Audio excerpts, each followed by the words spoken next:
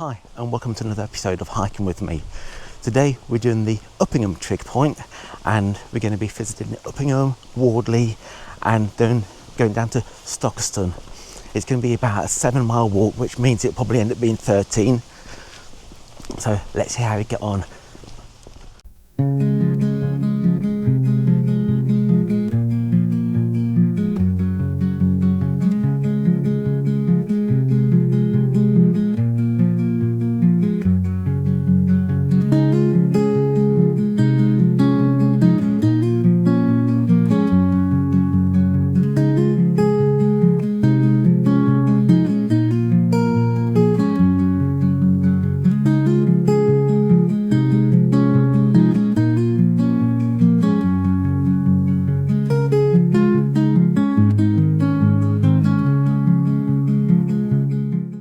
We're heading into Uppingham first, a lovely little market town whose name literally means high settlement. Markets have been held here since the 12th century, and if you look past the shop fronts, you can still make out the old medieval street pattern. Although people have been here far longer, Romans passed close by and the Saxons gave its name. Lovely little cottage, tucked in amongst all these. It's like that's been standing there for hundreds of years while this development's been built around it. We're going to pop down Leamington Terrace now. It should be a handy shortcut on our walk, once called Wash Pond Lane. This little lane dates back to the early 12th century when it held a pond for washing horse and cart. At the edge of Uppingham planned medieval town. Alongside the terrace runs an old boundary wall, and the charming cottages here show village life through the centuries. Over time it's housed cobblers, tinsmiths, tailors and even paupers. A modest street but full of history and quite reflecting 8 centuries of Uppingham life. St. Peter's and St. Paul's. Part of it dates back to the 13th century. Don't think we can have any luck finding the benchmark. A few moments later. This is a novel benchmark, usually carved in, but that's basically a plate. No, I've seen one of those on a church before. So I can't remember how many we've seen now. Is that 17, 18? Outside, look closely and you might see some apotropaic marks. Carvings meant to keep witches away, but do they still work? We're going to step inside and you'll find Victorian stained glass that just glows on a sunny morning, a bit like today. As I walk around Uppingham Church of St. Peter's and Paul's, you can see centuries overlap. The Victorian chancel of 1861 rises ahead.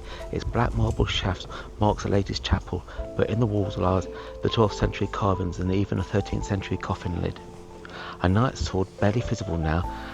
All Gothic revival, arches and leaf carved details, a place where medieval whispers and Victorian confidence meet. And here's a darker story. In the 16th century, a tavern brawl after market day ended in a murder. Some say the victim's ghost still wanders the lanes around here. As we head out the church, you go by the old marketplace, and in front you'll see an old archway. Well, it's not quite an arch. You head through there, down the side of the hotel. We're now leaving Uppingham on the Leicester Road. We'll be walking along here for roughly a mile. But as we head up Leicester Road, on my left is Constable Boarding House. It used to be the old Uppingham workhouse, built in 1836 to hold over 150 inmates, replacing a smaller parish workhouse from the 17th century. It serves the poor of Uppingham and the surrounding villages for decades. During the First World War, it became an auxiliary hospital before closing and later becoming the Uppingham School in 1926. Then we'll go down a public right of way and we'll be going up to King's Hill, where there's the remains of an old moat and bailey. Probably going to be the same as all these other places. There won't actually be anything there. After walking along the Leicester Road for probably not quite a mile, in fact it's only about half a mile, you go past the cemetery. Then a little bit further before you get onto the A47, you'll see a turning to your left, which takes you down to the Motte and Bailey. So just before you get to the A47, you cross over, and got a sign there saying public footpath, and we head down here. It says beware the bull, beware all sorts, cows, calves, all the works. But we're going through this gate. Then just like that we're in open countryside. I'm not too sure which way we need to go yet, but I'm assuming it's in a straight line just down there. In fact, I think that's Wardley Woods over there. I think we've got to head over there. I can't see any yellow way markers yet. Can you see any, Henry?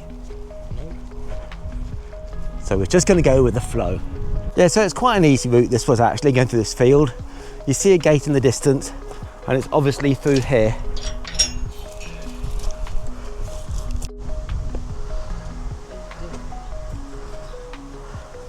This is Castle Hill, also where the Moat and Bailey used to stand. It's also called the Fairy Hill, not in a sparkly way, in a way that's sort of supposed to ward you off, because if you disturb the ground, it's supposed to bring you bad luck. Cattle have gone lame, tools are broken, so we're not going to go up there just in case one of us hurts ourselves. But that's Castle Hill. This part of the path is dead easy to follow because the farmers fenced it all off, as you can see. But we've got Wardley Wood just in front of us. We'll walk through there. Hopefully we'll see some interesting wildlife. There's no longer bluebell season, unfortunately. If you do decide to do this walk, it looked at first like you're going to be walking in amongst the trees, but as you can see, there's a nice easy route, well kept. You've got trees either side, but the path through here is dead easy to follow. Nestled near the village of Wardley in Rutland, Wardley Wood spans 162 acres of mixed woodland. Once famed in the 19th century as one of England's best fox hunting coverts, it was bought by the Forestry Commission in 1955 and replanted with spruce, cedar, larch, oak and beech. Today it's a peaceful public woodland along the Rutland Round, alive with wildlife and history. When you come out of the woods, well, you're still in the woods, you'll come across this Forest Commissionary track. Is it Forest Commissionary? Forest Commission track.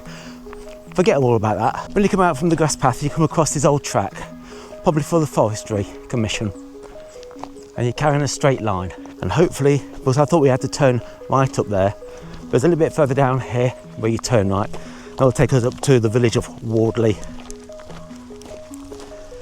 Forest Commissionary, Forest Commission, Forestry Commission. I think it's Forestry Commission. Typically it's just there, I should have turned left and followed the route round, but we've taken this track. It'll hopefully be a bit shorter, and then we're ending with a big deep ravine or something like that, so this should bring us back onto the original route. Okay, you come to a little T-junction, a bit hard to spot, and you turn right here, and this will take us up to Wardley. As you come into Wardley, you come across this road, turn left and carry along through here. Like as usual, I can't remember what the road is called. In fact, I didn't even know this road was here. I thought it was just a dirt track. But it looks like a place where time's forgotten again. This is quite convenient. We're now in Wardley, going to St Bardolph, I think it's St Bardolph's Church, which it says it's the patron saint of travellers. I always thought it was St Christopher was the patron saint of travellers, but it says St Bardolph is the patron. Let's start all over again. We're now at St Bardolph in Wardle. Let me start all over.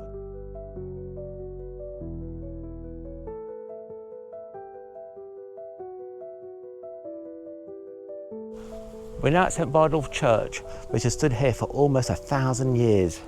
It has a Normandy arch doorway, which I can't see any signs of the Apotropaic markings, but we'll have a look inside in a minute. Just going to see if we can find any benchmarks. Here at St Bardolph's in Wardley, this little church has stood since the 12th century, quietly marking the Rutland countryside. Step inside and you'll see the Norman south doorway and now lancet windows, filling the interior with a soft, timeless light. The simple nave is complemented by a small historic organ, adding to the quiet charm. Over the centuries, this modern church has welcomed generations of worshippers and travellers, preserving its calm and history. As you leave the church, you'll see a public footpath sign. If you leave the church through its main entrance, head straight down and you'll see the path. And this will take us to, well, heading towards Stockerston. We're close to old Roman roots along here. Bits of pottery, coins, and a straight road have been turned up over the years. That thing's quick and effective round here. So back in Wardley Wood, where we turned right towards Wardley, if you turned left, it would have brought you out through here. So you want to miss out Wardley Church and then carry straight on and over this bridge down here. So that would cut off about a mile, 1.5 miles. This is actually quite a solid bridge from the middle of nowhere. Probably get the farmer to take his tractor over there, but I don't think you'd actually. Tell you what, it stinks around here. I think something's died round here. As Henry starts laughing. It looks like rhubarb down there. But it's so quiet around here. that we can hear is that babbling brook and Henry hitting me.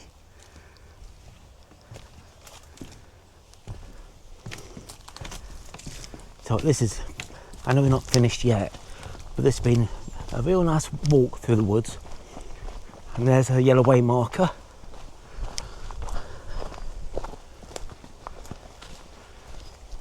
Don't know what these are. They do look like rhubarb, but I'm sure somebody will say they're not. We're now coming onto Stockerston Field Road, and then we turn left.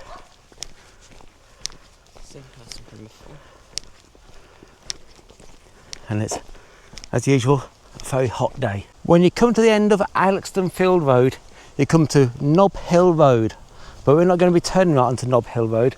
We're going to be turning left onto Uppingham Road, and obviously we're going to have to watch out. We're in the middle of nowhere, but we're going to have to watch out for the cars. Well, it actually says Horningold Road here, considering my map said it was Uppingham Road, so I don't know what it is. When you get to the end of this road, you turn left. It's a pity we can't head straight over there, but we've got to keep on this road and go over this humpback bridge. Stockerston Road hasn't been the nicest road to walk along. Been very busy, got to watch out for the cars. Walking on the wrong side, just in case somebody wants to point out, because we're going to be turning off here in a few minutes, just near where that car is now. We're also walking on this side of the road, just in case you're interested. Because if you're on that side of the road and a car comes around the corner, they won't see us until the very last second. So can't see a sign, but we go through this into this field and we head up this path that you can see. In fact, there's your path sign, and straight up here. Here's some, sounds like a kestrel or something. Either that, it's Henry whistling, it's hard to tell. You don't realise what hill we're climbing up. It never shows on the camera, but this is surprisingly steep. Then, gotta get my breath back. Well, we missed the hill, and now back on Stockerston Road again.